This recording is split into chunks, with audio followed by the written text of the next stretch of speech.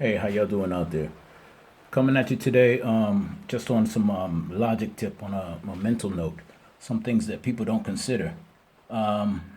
Somebody did a test at one time. They said, put your right hand in the air. So people put their right hand in the air. Then they said, well, put your left hand up in the air, and with your strongest hand, put your hands together, and with your strongest hand, push your weakest hand. So the people did it. And then he asked, so I'll ask, why did your left hand not fall?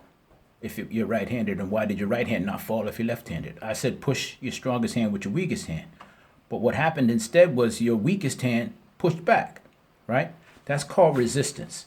And what happens in your mind is when you learn things, you grow based on what you've learned, and you value what you've learned as your information, your knowledge base. And so nobody wants to give that up. So when somebody pushes against your knowledge base with something that you've never been familiar with or you're not in agreement with, it's a natural tendency to push back, to resist that. But see, that natural tendency causes people to remain in their situation, whether it's your financial situation, whether it's your belief posture, whether it's your self esteem. All these things are being resisted by the things that you've learned and you've remembered in your life.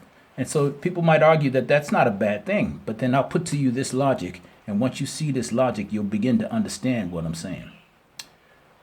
Name an animal that has a really good memory. Exactly. An elephant. Elephants never forget, right? That's what they say. All right. But now let's think about an elephant. You see an elephant at a zoo or a circus, and it's tied to with a small rope tied to a stake that's in the ground. And you think to yourself, well, why don't the elephant just pull the stake